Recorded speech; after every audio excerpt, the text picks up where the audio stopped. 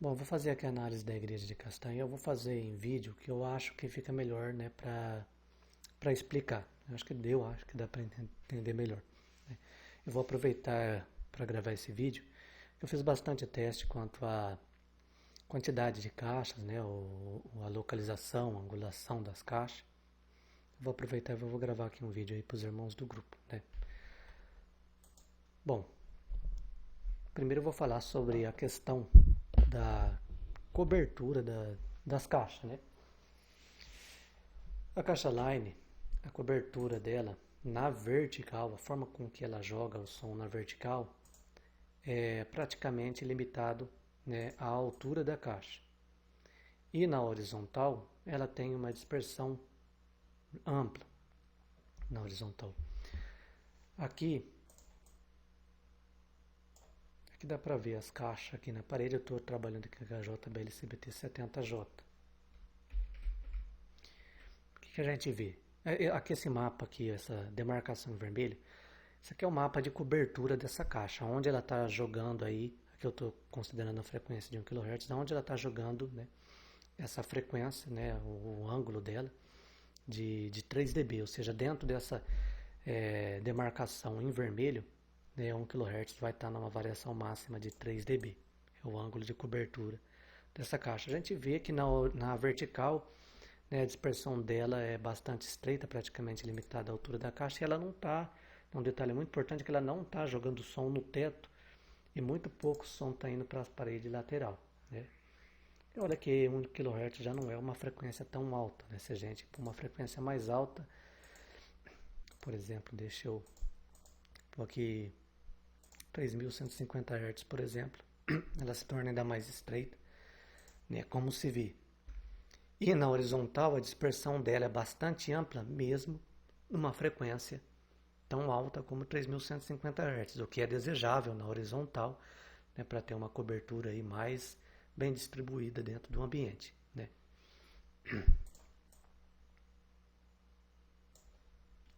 Agora, se eu mudar essa caixa, por exemplo, na caixa convencional, uma fonte pontual, por exemplo, a JBL Control Rone, que por sinal é uma caixa muito boa, vou mudar aqui para a JBL Control, só para a gente estar vendo aí a cobertura dessa caixa. Mesmo numa frequência tão alta, né, ainda assim, ó, ela está espalhando muito som dentro do ambiente, a JBL Control. Está jogando muito som nas lateral, no teto, né? E aqui, ó, na horizontal, ó, como se vê, ela já não tem uma cobertura tão ampla quanto a caixa line. Isso é devido ao alto-falante. Ela usa um alto-falante de 5.25 nessa frequência de 3.150 Hz. O Twitter dela entra depois aí de 5 kHz. Enquanto a CBT70, por exemplo, ela está usando ela usa 16 Twitter de 1 polegada. Então, de 1 polegada para 5 polegadas, né, para uma frequência de 3.150 Hz, que tem um comprimento de onda de alguns centímetros, deve dar aí uns, sei lá, acho que uns 10 centímetros, vou fazer os cálculos.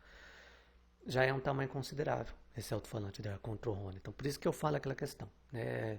Caixa é fácil de entender. Olha, usa alto-falantes pequenos, você sabe que na horizontal ela vai ter uma dispersão ampla. Se tiver um falante só, vai ser simétrico, tanto na vertical quanto na horizontal. A tal da dispersão cônica. Então a gente vê que ela está jogando, a Control Rone está jogando muito mais som nas superfícies reflexivas do que a JBL-CBT70, ou seja, uma caixa do tipo fonte pontual espalha muito mais som dentro do ambiente do que uma caixa do tipo line. E isso é ruim. Por quê? Porque ela estimulando, né, essas superfícies reflexivas, ela vai gerar mais reflexo dentro do ambiente, jogando som direto nessas superfícies. Consequentemente, você vai piorar a inteligibilidade, porque vai piorar a proporção de som direto em relação ao som reverberante, porque vai ter muito mais som direto espalhado pelas superfícies reflexivas, e elas agem como se fosse fonte secundária. Então você tem mais fontes secundárias de som atrapalhando a inteligibilidade quando você usa uma caixa com uma dispersão ampla na vertical, né? Que são essas caixas convencional. Deixa eu voltar aqui para JBL-CBT70. A diferença é bem significativa. Aumenta na horizontal, diminui muito na vertical. Não tem nem o que falar. Aqui agora eu vou falar sobre as formas aqui de posicionamento das caixas aqui. Bom, eu fiz vários testes, né? E dentro das localizações que eu fiz, né? Testei quantidades, angulações de caixa para chegar aí dentro de um melhor resultado possível. Eu testei, por exemplo, se falando das lateral, eu testei 8 caixas, que são 4 caixas de cada lado, né? Que são essas 4 caixas aqui que está, né, ativada aqui a cobertura delas. Testei também com 4 caixas, que são essas duas aqui, né? Duas desse lado e duas do outro. E elas estão retas aqui. E também frontal com reforço. A frontal aqui com reforço. A frontal ela pode ser na lateral também, ela não precisa ser necessariamente na parede da frente. Testei no teto, comecei com uma caixa, duas, depois 3, né, testando, né, angulações diferentes, distâncias diferentes. E aqui a melhor opçãozinha foi com 3 caixas no teto, considerando aqui que essa caixa está a 1 metro de distância do forro, né, usando aí um prolongador. Né. Aqui na horizontal, deixa eu só tirar esse mapinha vermelho aí. Aqui na horizontal, o ângulo dessas caixas ficou dessa forma, né? Aqui, essa última ficou mais angulada para trás, que é para cobrir melhor esse fundo. Como aqui entre essas duas tem duas caixas, né? A inteligibilidade aqui é melhor, né? Mesmo que tenha a mesma distância que aqui, porque aqui está seguindo o som de duas caixas. Agora vamos ver aqui a questão da angulação na vertical. E ficou assim a questão da angulação vertical.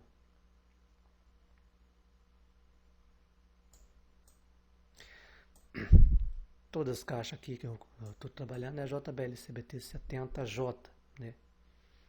Que é uma equivalente próxima em termos de dispersão dessas caixas J que eu faço aí. Vamos ver agora aqui o resultado, né? Vamos começar aqui, pode ser pelo STI mesmo. Aqui é o STI, né, de 8 caixas, né?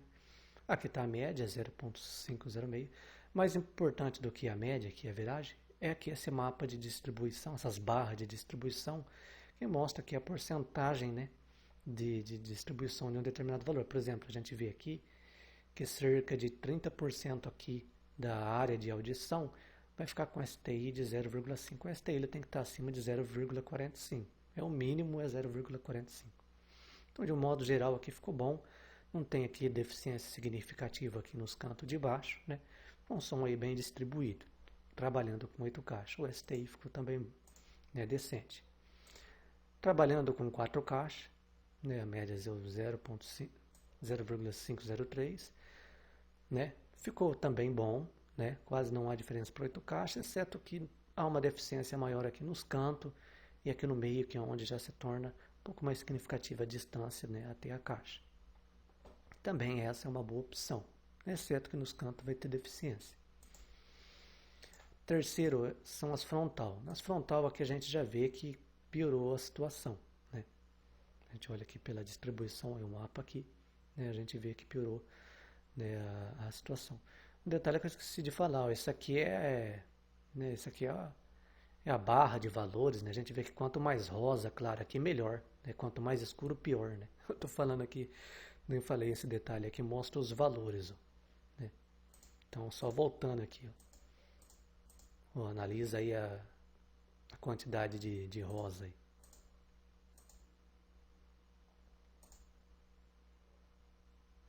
Deixa eu ver se está gravando, tá?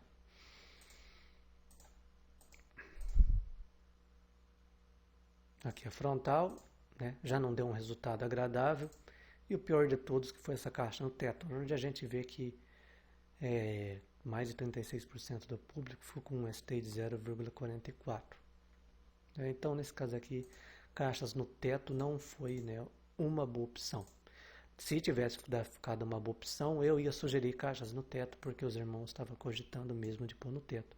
Mas como não foi, então, sem caixas no teto. Agora vamos olhar aqui. Vamos olhar aqui a distância crítica. A distância crítica, quando ela é 1, indica que se tem a mesma quantidade de som direto e de som reverberante naquele ponto. Se ela for maior que 1, indica que tem mais som reverberante do que som direto. Se ela for menor que 1, indica que tem mais som direto do que som reverberante. Então aqui é o mapa de distância crítica, né? Aqui na oitava de 1 kHz. Deixa eu pôr aqui na oitava de 2500 Hz aqui, que é a principal oitava aí para inteligibilidade. Esse aqui é o mapa, né, com 8 caixas. Esse aqui é o mapa com, né, 4 caixas.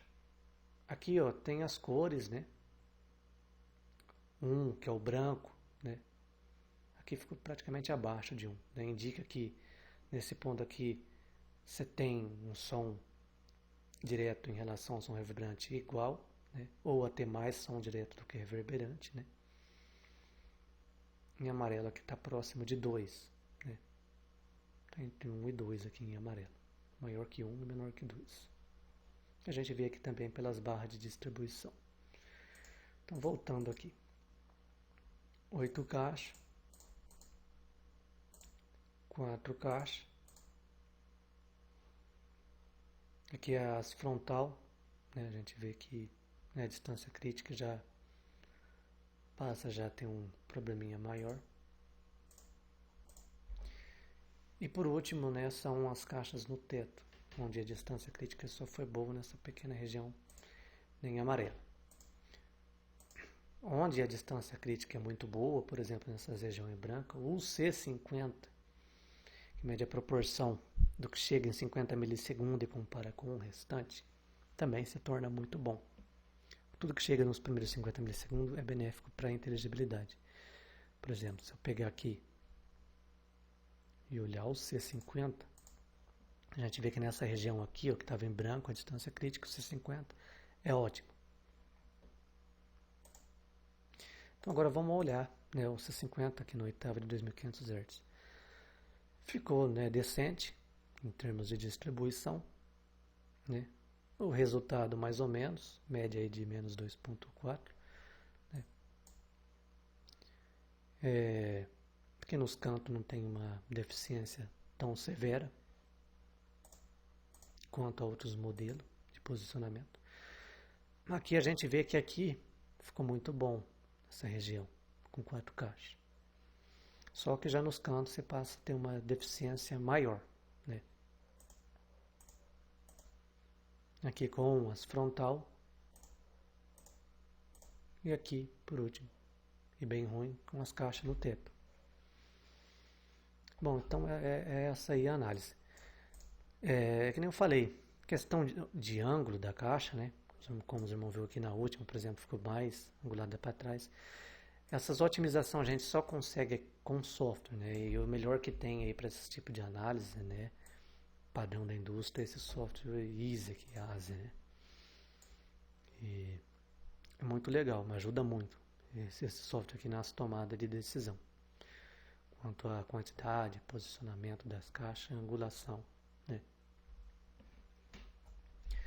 Mas é isso aí, então chegamos ao fim.